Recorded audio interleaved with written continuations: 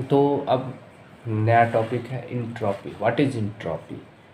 बहुत सारे डिफिनेशंस होते हैं इंट्रॉपी के, बट कुछ भी नहीं समझना है, जस्ट समझो degree of randomness. Okay, what is entropy जब अगर कोई बोले तो बस कोई भी डिफिनेशन मत समझो, बस समझो क्या, डिग्री ऑफ रैंडमनेस, जस्ट, और कुछ नहीं। Degree of randomness, degree of randomness कहने का मतलब बिखर कितना सकता है कोई चीज़, कितना बिखरा है या कितना बिखर सकता है।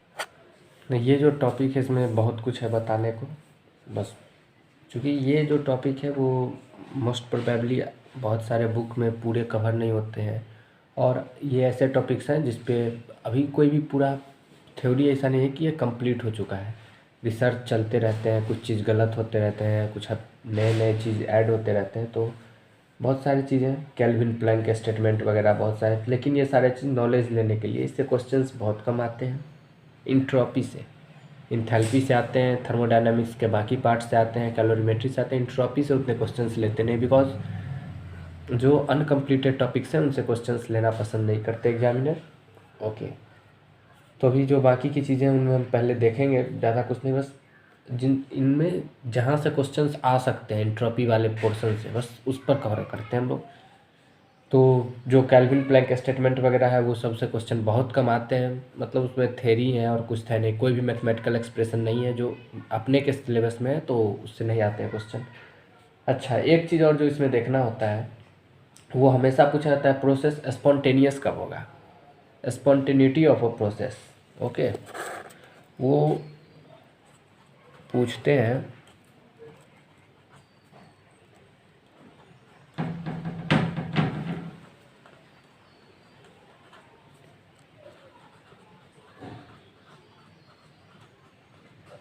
Condition for spontaneity of process. तो किसी भी प्रोसेस के स्पॉन्टेनिटी का कंडीशन क्या है, condition for spontaneity of a process, तो ये यही है कि delta S always greater than zero. Delta S जब तक बढ़ता रहेगा, जब तक बढ़ता रहेगा, प्रोसेस स्पॉन्टेनियस ही होगा। ओके, डेल्टा एस कभी भी निगेटिव में नहीं जा सकता, एक ये चीज़ पूछते हैं। दूसरी बात ये पूछते हैं कि डेल्टा एस ऑफ गैस,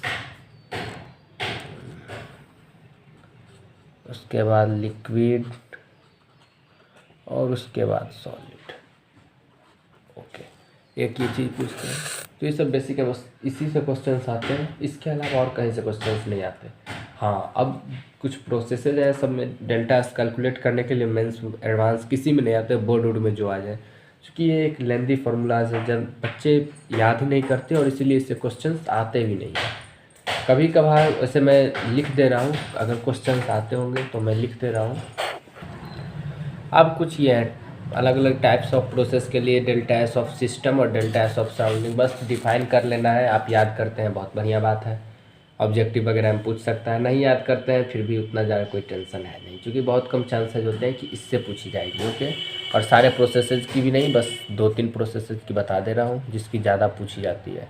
तो सबसे पहले हम लोग आते हैं adiabatic process. Okay, adiabatic, adiabatic process में बोथ रिवर्सिबल इरिवर्सिबल दोनों के लिए, इसमें इरिवर्सिबल के लिए भी और रिवर्सिबल के लिए भी, दोनों के लिए। सिस्टम की तो दोनों के लिए, सराउंडिंग की दोनों के लिए जीरो हो जाती है। ओके, और सिस्टम की जो है ये इरिवर्सिबल के लिए हो जाती है। इरिवर्सिबल के लिए क्या होती है, एक लंबा सा प्रोसेस है, NR LN V2/V1 plus NCV LN T2/T1। Okay, ये होती है। तो बस ये याद रख लो कि डेल्टा एस ऑफ सराउंडिंग दोनों के लिए जीरो होता है एडियाबैटिक प्रोसेस के लिए। ओके, और delta S of system irreversible के लिए ये होता है। ओके, इरिवर्सिबल के लिए ये होता है, रिवर्सिबल के लिए ये भी जीरो होता है। डेल्टा एस ऑफ सिस्टम भी जीरो होता है रिवर्सिबल के लिए, इरिवर्सिबल के लिए होता है। फ्री एक्सपेंशन के लिए, अब फ्री एक्सपेंशन है तो LN T2/T1 वाला पार्ट काट दो। ओके,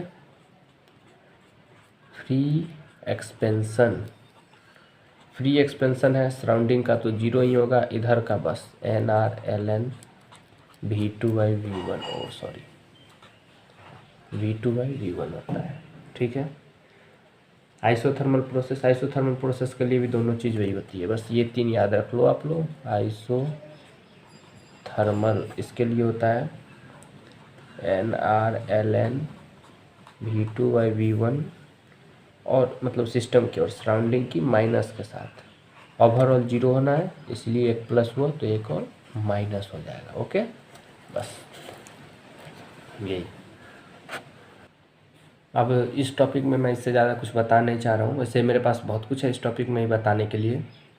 अगर थ्योरी की बात करें और कोई ऐसा बाउंडेशन ना हो कि आपको अपने सिलेबस को कवर करते हुए आगे जाना है, हमारे पास टाइम अनलिमिटेड हो, तो बहुत कुछ है बताने के लिए।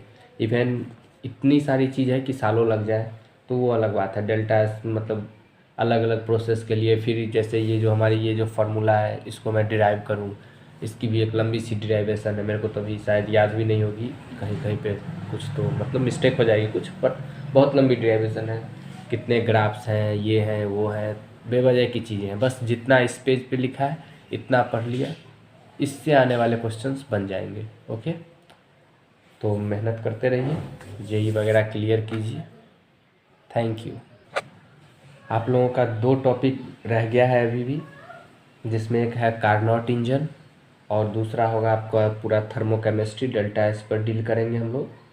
ये 2 रह गया है। और एक मतलब उतना ज़्यादा डाइवर्सिफाइड टॉपिक नहीं है, ज़्यादा लोग इसके बारे में बात नहीं करते, लेकिन एक है वो फेज चेंज वगैरह, मेल्टिंग पॉइंट निकालना, बॉइलिंग पॉइंट निकालना, ये है। तो बस इजी सा टॉपिक है, डेल्टा H=T डेल्टा एस से बनता है, सिंपल सा टॉपिक है। तो ये 3 टॉपिक बेसिकली रह गया है, जो मुश्किल से 60 मिनट्स लगेंगे इसमें, और क्या। तो ये 3 टॉपिक्स रह गए हैं, जिसको मैं अगले लेक्चर में कवर करने की कोशिश करूँगा पूरा। और अभी जहाँ तक मेरा हो गया है, चाहे वो लॉज ऑफ थर्मोडायनामिक्स हों, बेसिक टर्म्स हों, इंट्रॉपी फॉर डिफरेंट प्रोसेसेज हों, work done for different process हों, पॉलीप्रोटिक प्रोसेस हों, और जितनी भी चीज़ें अभी तक हो गई है, अगले वीडियो से मे बी मैं पहले उस टॉपिक को भी कवर कर दूंगा जिसमें कार्नोट इंजन वगैरह है, और उसके बाद हम लोग न्यूमेरिकल में डील करेंगे। From board level to advance level numerical problems लेंगे और उसको सॉल्व करेंगे। नए नए प्रॉब्लम्स जहाँ से भी मिले, एडवांस के मिले। अगर आपको भी कोई बहुत टफ प्रॉब्लम्स मिलते हैं बुक्स में जो आपसे सॉल्व नहीं होते हैं, तो आप बिल्कुल कमेंट में उस प्रॉब्लम को कमेंट कीजिए, उस प्रॉब्लम को मैं पार्टिकुलरली सॉल्व करूँगा। ओके।